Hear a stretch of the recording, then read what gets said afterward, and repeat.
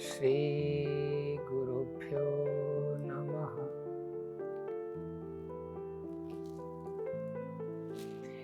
Welcome once again to our conversation in Ramayana. And yesterday, as we were studying and understanding that how a person's life turns when he completely internalizes this teaching of Ramayana, these divine teachings of Ramayana, and there are certain qualities that he gains in his life after he aligns himself to these divine teachings, divine knowledge, divine wisdom, and how he becomes as a perfect person. What are those qualities that make him different from a normal person? We would study those qualities right away today. So first of all, I would read the verse and what the verse says. It is Ramayanam nama paramam tu kavyam supunyadam vai shrinuda dvijendriyaha yasmin shrute janma jaradi nasho bhavati adoshaha sanaro achyutah syat. Yesterday we discussed about this word, particular word, dvija. That means a person that has gained a second birth. And I told you yesterday that what does it mean to take second birth?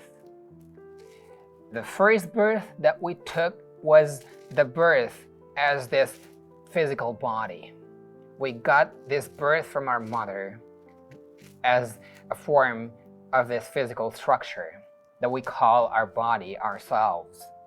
And what is second birth? When a person completely surrounds himself with the knowledge of life, with the true knowledge of life, when his next birth occurs as the birth of his knowledge, of his wisdom, divine knowledge, where he understands, where he comes in contact with the truth of life, that is called the second birth. And those people, in Sanskrit terminology, they are called dvija, those who have gained second birth. And so to those sages who are dvija, who have achieved second birth, who can be exposed to any sort of knowledge, divine knowledge that they hear. All right? So those sages, Sage Sutta says those sages as dvija, and explaining his knowledge in next lines, he says, Yasmin Shrude Janma Jaradi Nasho. It is such a knowledge, it is such a divine wisdom that a person who hears this, who understands this, and who tries and even tries harder and harder to assimilate these teachings in his life, how his life changes, what his life becomes into, turns into. He says, Janma Jaradi Nasho. He evades birth. He evades this, he becomes healthier physically and mentally. Janmanasha. He never achieves birth again. That means he achieves salvation. Yes. And the next word that the sage is saying, Jaranasho, means he gains healthy body. And now you'd ask how he gains a healthy body. So there's completely a great relation between your mentality, your mental health, and your physical health. When your mental health is good, your physical health also becomes good, because a healthy body lives in a healthy mind. When you're healthier in mind, then your body is gonna be absolutely healthy. It's the trick. It's the key to gain good health. So when you process good elements, good teachings, good sayings, good knowledges, then what happens? Those knowledges are transmitted into your every cells, every organs, every tissues in our body have receptors. And they understand, they feel all those sorts of things that you eat, that you hear, whatever way you take them into, through your feelings, through your eating, whatever way you take something from outside, all those things become your cells, your body, your physical body. And this is the key, that your physical body is entirely related to your mental body, with your mental health, with your feelings, with your emotions. That's why it is said, that's why it is always recommended that always have positive thinking, always have your mental health in a right manner, in a right path. Because when your mental health is good, your physical health is gonna be absolutely good. So this scripture is the food for your mental health. We give food to our physical health, but what about mental health? Yesterday I was talking that we clean our body, we clean our houses, we clean everything, but do we ever pay attention to clean our feelings? Do we ever pay attention to cleanse our heart? Why not? Why do we not do that? If, by the way, it is the most important thing to clean your inner self. And what is the medium to clean your inner self? This knowledge. It is the food. And next thing that I am talking today, what is the food of your feeling, of your heart? This divine knowledge is the food of your heart. The same way, the way that you give food to your physical body every day, the same way you should always, every day, you should give the appropriate amount of food that is essential for your heart, for your feelings, for your emotions, for your internal existence. It is the utility, is the importance of the scripture. People oftenly ask, why? Do we need to hear these teachings every day? Yes, every day. Because these are your food. This is your energy. This is your power. And to empower your heart, your feelings, your inner self, you need to listen to these scriptures. Not only listen, but utilize these teachings in your lives every day, every moment, every second, every part of time that you live on this planet. It is and only then you'd be able to utilize these teachings. Unless you utilize something, unless you bring some teaching in your life, in your actions, in your behaviors, in your entire existence, nothing is said to be listened. The purpose of listening something is utilizing that teaching in your life. And when you do that, your life becomes completely healthy. And so I was telling you how your physical health is sensitively related to your mental health. Here is the proof. The scriptures give us the proof. And what requires is how we decode these scriptures, how we utilize our knowledge to decode this giant knowledge, this vast knowledge that is encrypted in our scriptures. It is said exhaustively that a person who believes this, believing means who internalizes these teachings in his life, his physical health becomes good. His mental health becomes good. His entire life becomes good. His social life becomes good. His divine life becomes good. His spiritual life becomes good. His entire existence becomes good. So this was the thing that Sage Sutta was saying to the sages that were sitting in front of him to gain his knowledge. And in the next line, what he says, Bhavati adoshaha sanaro achyutaha syat. That person becomes free from all sorts of deficiencies. There are many deficiencies in our body. If we are not eating our food well, if we're not giving proper nutrition to our body, all sorts of deficiencies occur in our body. Deficiency of calcium, deficiency of protein, deficiency of vitamins, vitamin A, B, C, D, B12, whatever they are. So what it requires to maintain your physical health well? Eat proper food. Give your body a proper nutrition. And the same way, there is a vast deficiency of people mentally. It eradicates all sorts of deficiencies from life when you align your life with this cryptic knowledge, when you are completely aligned with this knowledge. And when that deficiency is eradicated, is eliminated, what happens? You become an innocent person. Great men said, great people say, that what is the utmost achievement of life? What is the greatest achievement in life, of life, is that you become innocent. You turn your life innocent. This is the greatest achievement of life. Swamiji, Param Pujya Sadheshi Swamiji often says that what is the purpose of life? To elevate all of your goodnesses and to eradicate all of your illnesses, badnesses. This is the purpose of life. This is the purpose of this human body. Only then we'd be able to say that we utilize this human body in a proper manner, in a proper way.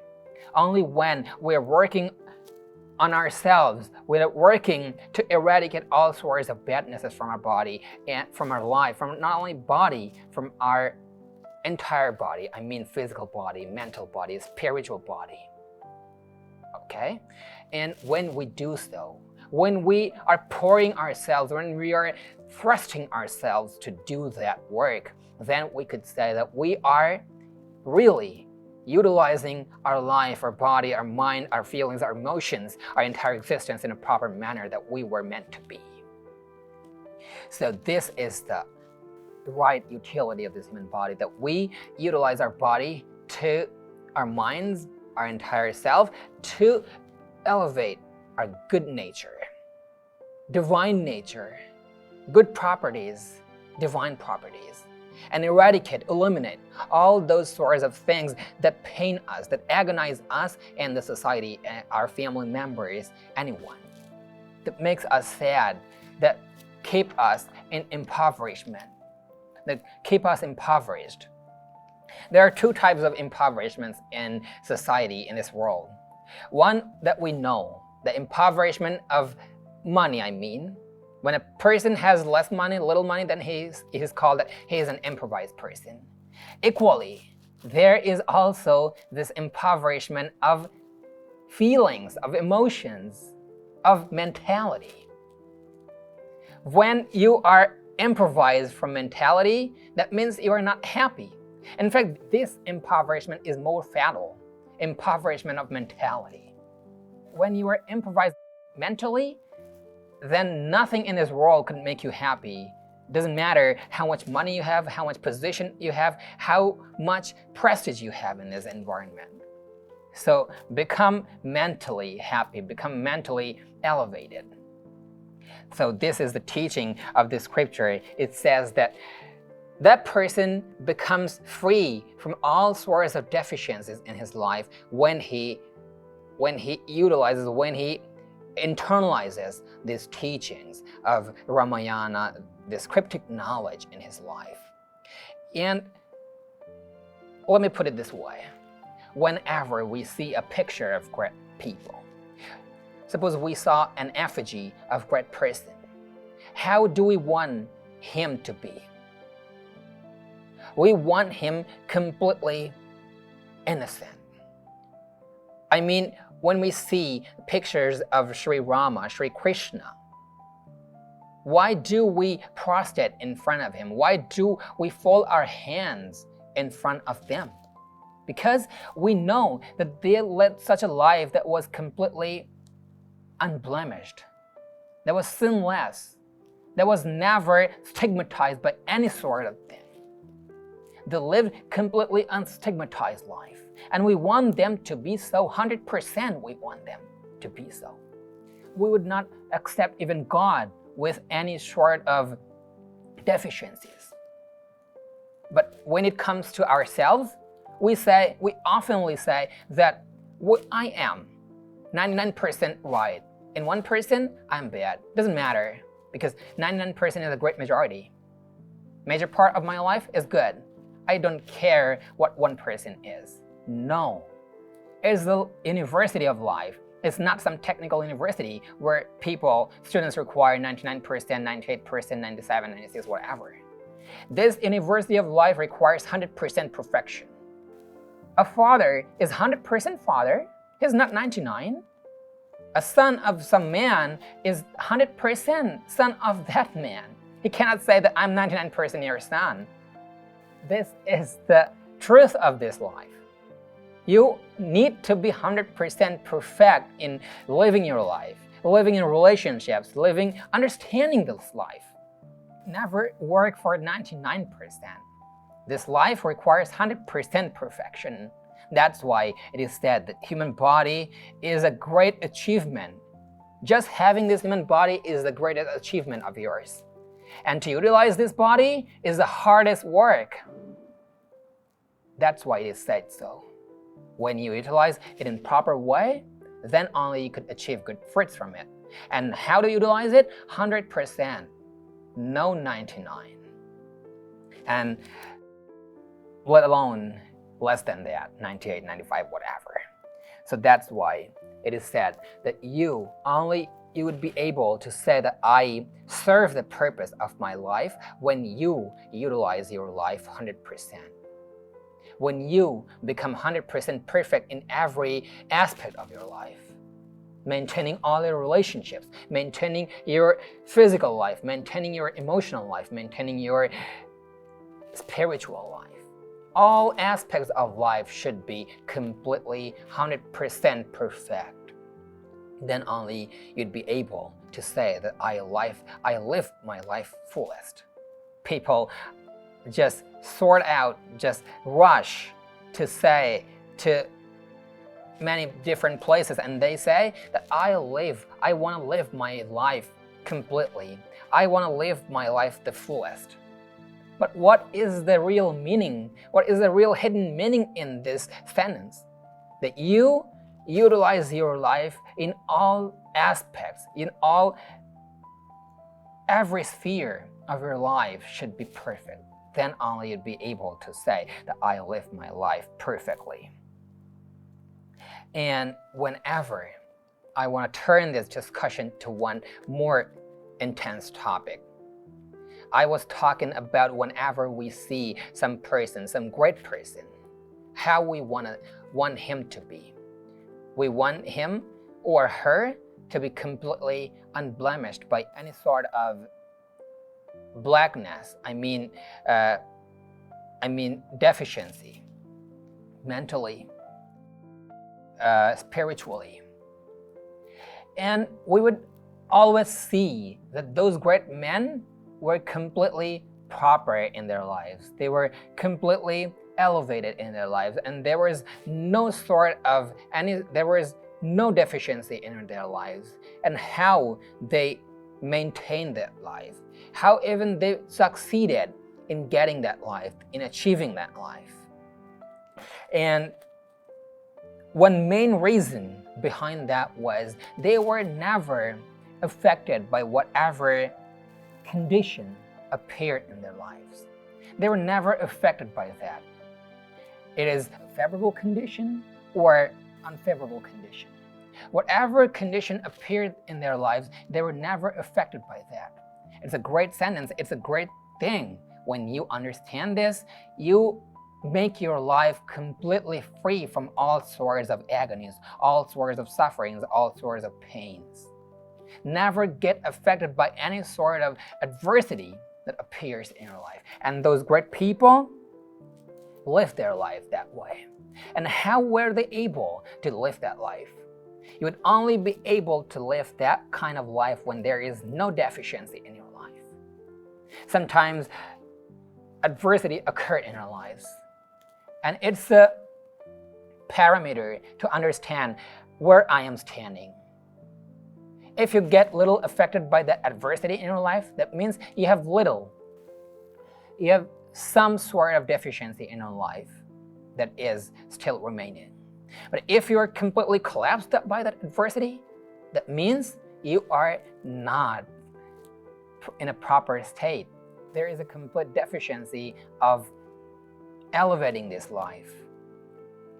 I mean mental deficiency, spiritual deficiency, then you are needed. You would be told to understand. I mean, you would be suggested by great people, you should be suggested that to read these scriptures, to understand it, and to accumulate all these teachings in your life to make you a proper person, illuminate all those sorts of deficiencies from life. And when you start doing this, when you gradually start stepping this staircase, one day you'd find yourself in such a condition, in such a state, that all those sorts of things that were once adversity for you are no longer anything to you. They no longer agonize you. They no longer suffer you. They no longer bother you. And this is the way, this is the path, this is the road. I'm showing the scriptures show us the road map, and we on ourselves have to walk on that. So I was talking about adversities. I was talking about why those great men were never affected by their adversities, because they lived an elevated life.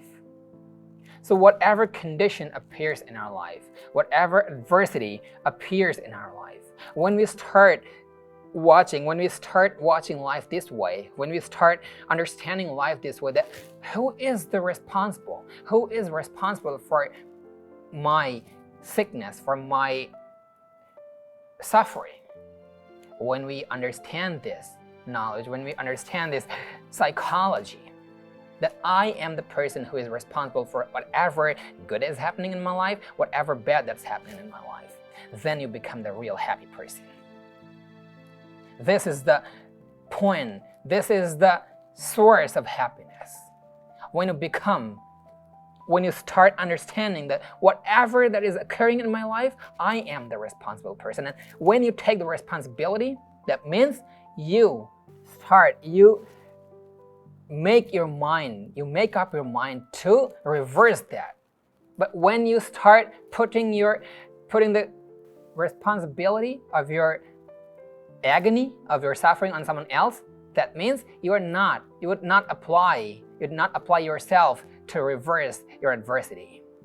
So today we understood and we talked about how we would be a happy person, how we would eradicate all sorts of impoverishments from our lives. So this scripture, this vastness, this vast knowledge of these scriptures help us doing that. And we should every day, anyway, understand and listen to these knowledges, because they are the food of our heart, of our feelings, of our inner selves. The way we raise and nourish our physical body, the same way our heart wills to gain this knowledge, to gain this food. So every day, prepare yourself and help your heart to listen this knowledge. Help your heart by listening this knowledge. Help your feelings, help your emotions, help your spirituality by listening this knowledge and utilizing this knowledge in your lives. So today we end our class here, and in the next class we would understand more about this word, adosha. What is the uppermost meaning of this word? What is even more elevated meaning of this word? We would study that meaning in the next class. And you people, take care of yourselves and make this planet a beautiful place for everyone. And that starts from you. Thank you. Om Shanti Shanti Shanti.